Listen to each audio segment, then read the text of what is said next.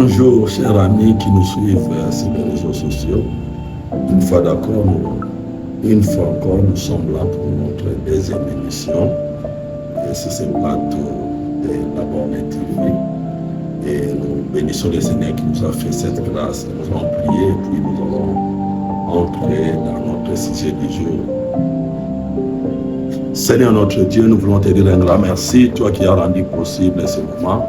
Nous te bénissons pour ton amour que tu nous as de manifester. Nous te recommandons, Seigneur, tous ceux qui nous suivent au travers de cette émission.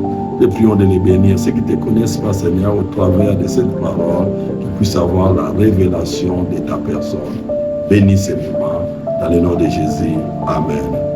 Et encore une fois, bonsoir, bonjour. Cela dépend de l'heure à laquelle vous nous suivez. Alors, aujourd'hui, nous allons parler de la nouvelle naissance. Et moi, c'est le pasteur Dani Kiko, pasteur de la Borne Kikwit, Plateau.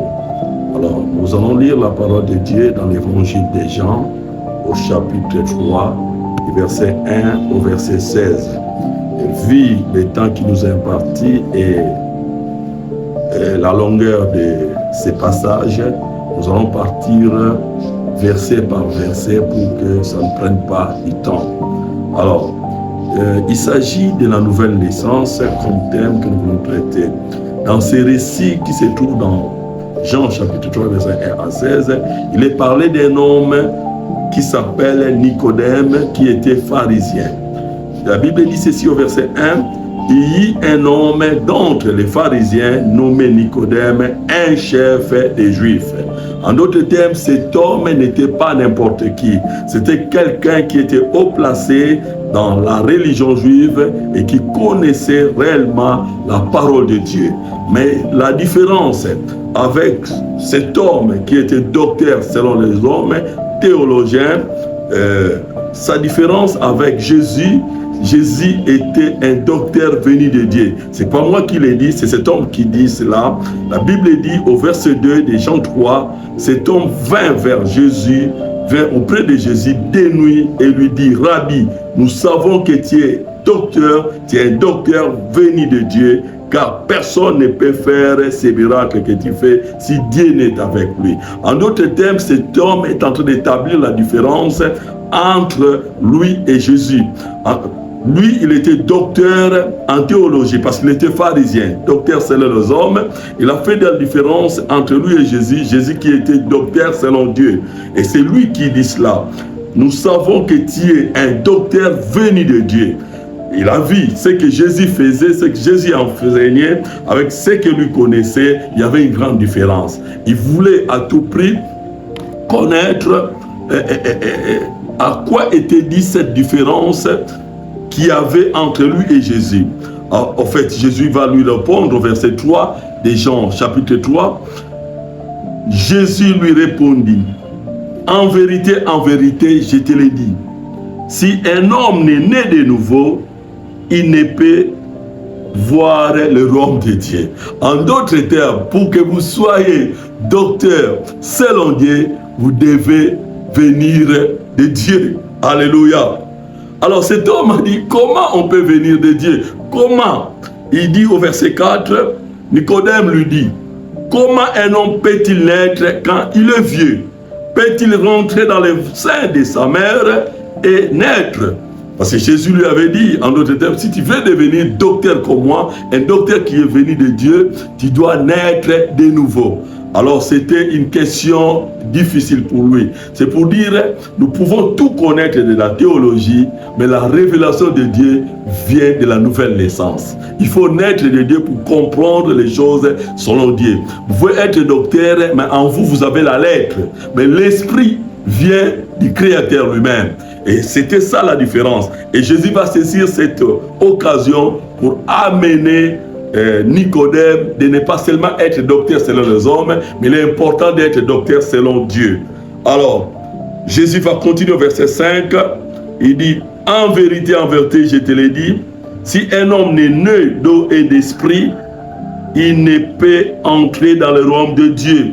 Ce qui est né de la chair est chair, et ce qui est né de l'esprit est esprit. Au verset 7, il continue, il dit, ne t'étonne pas Ne t'étonne pas que je t'ai dit, il faut que vous naissiez de nouveau. Le vent souffle où il veut et tu entends les bruits, mais tu ne sais d'où il vient, d'où il va.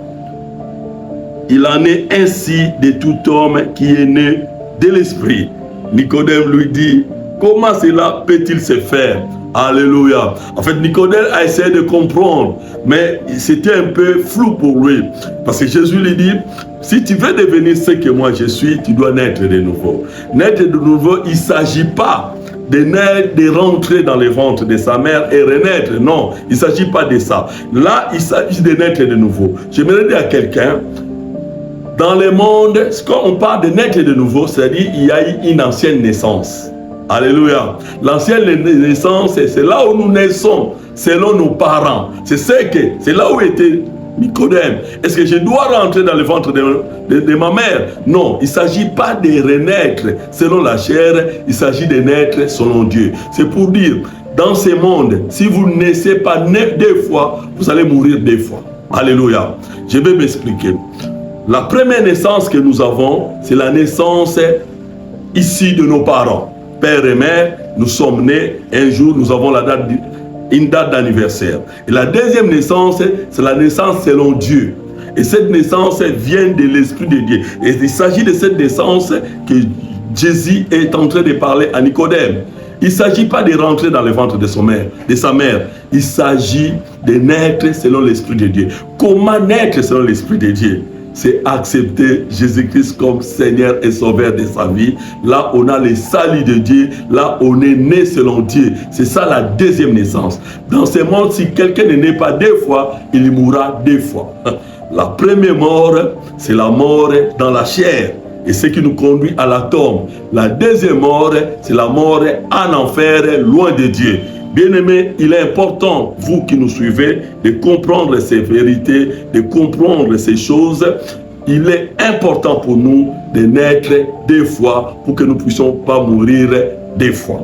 Amen. Celui qui naît deux fois ne mourra pas deux fois. Il mourra une seule fois dans la chair. Du reste, tous ceux qui vivent dans ce monde, si Jésus revenait, tous nous ne connaîtrons pas la mort. Il y a des gens, la Bible dit, quand la trompette sonnera, quand Jésus reviendra, les morts en Christ seront ressuscités et les vivants en Christ seront changés en un clin d'œil. Tous, ils iront dans les airs à la rencontre du Seigneur. En fait, c'est ça des vérités que nous devons comprendre. Vous savez, bien aimés, dans le monde dans lequel nous vivons, il est important, tout ce que nous pouvons faire n'est que des accessoires. Ce qui est important, parce que nous sommes des pèlerins sur cette terre, ce qui est important, c'est notre rencontre avec Jésus. C'est naître de nouveau.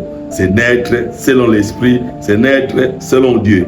Nicodème lui dit, comment cela peut se faire? Jésus a dit, tu es docteur d'Israël. Tu es docteur d'Israël et tu ne connais pas ces choses.